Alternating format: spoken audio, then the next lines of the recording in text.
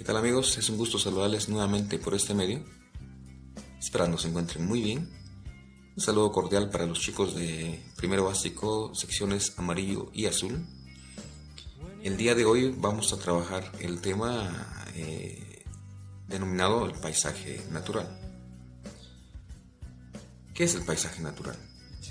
Es el medio geográfico ocupado por los seres humanos, incluye una serie de elementos naturales, culturales y sociales, que según las características particulares que adquieren, permiten identificar dos tipos de paisajes diferenciados, el natural y el cultural. Dentro de este último se destacan los espacios rurales y urbanos. Características del paisaje rural. Son zonas con densidad poblacional baja y cuya economía se fundamenta en las actividades primarias. Los principales elementos físicos que caracterizan a las zonas rurales son el clima. Las especies vivas varían según las condiciones climáticas en las que se encuentran. Gracias al conocimiento que el ser humano ha adquirido de este fenómeno, ha adaptado diferentes vegetaciones a cada tipo de clima y se ha acomodado a los obstáculos que esto representa para la agricultura.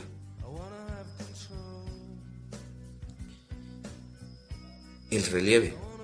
Los valles y las zonas llanas son los espacios ideales para la actividad agrícola, aunque los productos varían de una región a otra. Para cultivar en zonas diferentes se deben hacer abancalamientos, es decir, la construcción de terrazas, como por ejemplo los espacios que miramos en paisajes del occidente, donde ellos utilizan una técnica de sembrado llamada curvas a nivel, que es el crear surcos de siembras siguiendo un mismo nivel aunque el terreno esté inclinado. El suelo. Las especies de una zona específica dependen de la textura del suelo, es decir, el tamaño del grano, la permeabilidad del terreno y la composición química de la tierra. Significa que ellos, dependiendo del tipo de suelo, pues ellos han buscado la forma y han estudiado qué tipo de productos son los que se pueden dar en diferentes tipos de suelos. El factor humano con relación al paisaje natural, por ejemplo, lo podemos observar en la demografía, en las técnicas agrícolas, en la estructura económica. Es decir, cómo es que influye, por ejemplo, el ser humano o el factor humano en su relación con el paisaje natural. En la demografía, pues la demografía sabemos que es un espacio que se transforma de acuerdo con la cantidad de la población con la que cuenta. Por ejemplo, cuando hay un incremento de la población rural, el territorio cultivado se extiende.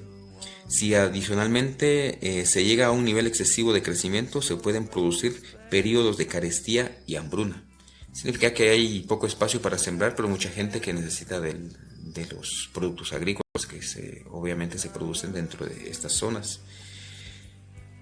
Las técnicas agrícolas se refieren a las estrategias que permiten superar los factores físicos que son desfavorables para el cultivo. Estas pueden ser tradicionales como el regadío y la rotación de nuevos terrenos o modernas, con el uso de tecnologías modernas como algunas maquinarias y fertilizantes.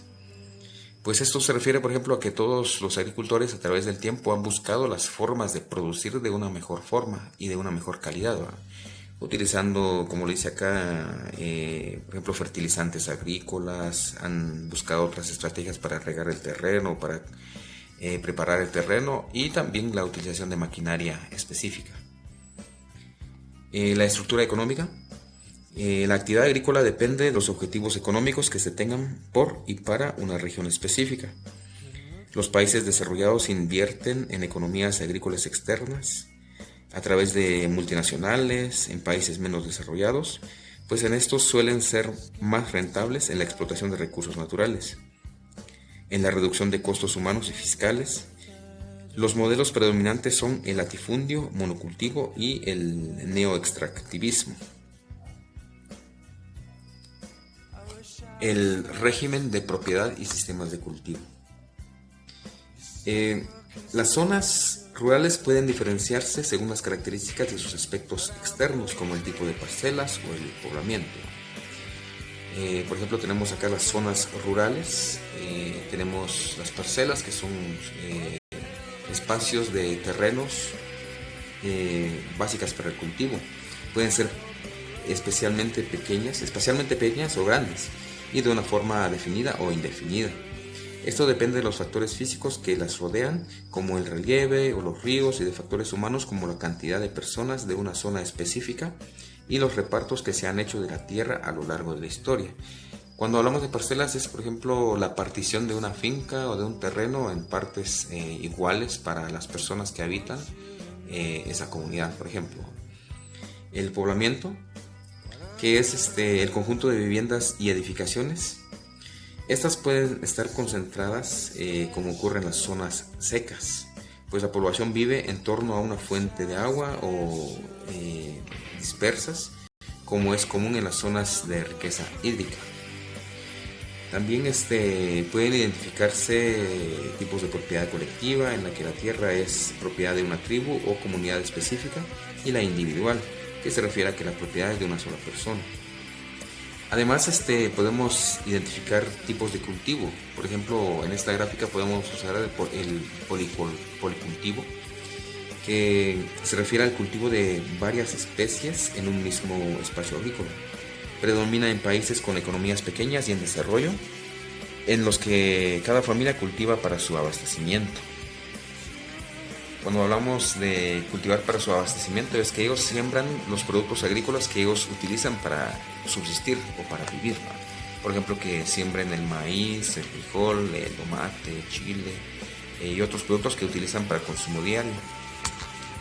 El monocultivo, que se refiere al cultivo de un solo producto en una zona específica, con el objetivo de producir a gran escala, reduciendo costos al mínimo y logrando alta rentabilidad en el mercado. O sea que monocultivo se refiere a cultivar un solo tipo de producto, que para muchos es más rentable porque no están comprando diferentes semillas o estar haciendo un tratamiento diferente a cada tipo de producto agrícola.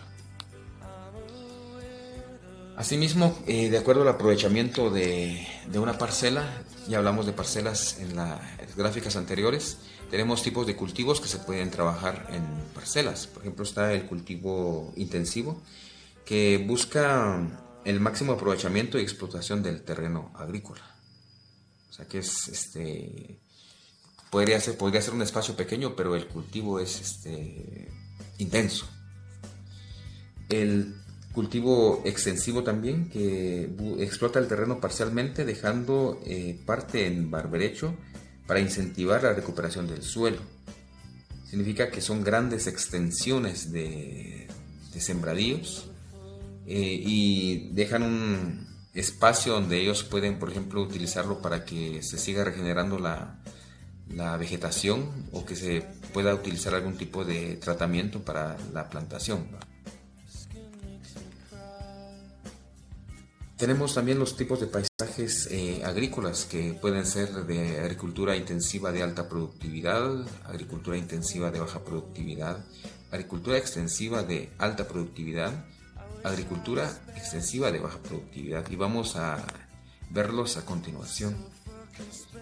La agricultura intensiva de alta productividad aprovecha el total de la superficie disponible para la actividad agrícola. Es propia de países desarrollados con pocas superficies para la explotación. La agricultura intensiva de baja productividad.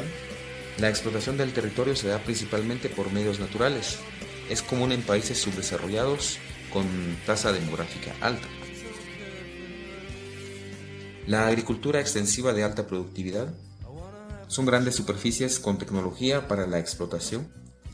En estas regiones la mano de obra es escasa, como en los Estados Unidos y Argentina, y como podemos ver en la gráfica, pues utilizan más maquinaria y tecnología, y pues se contratan menos personas para poder trabajar, ¿va? Es una cultura totalmente extensa.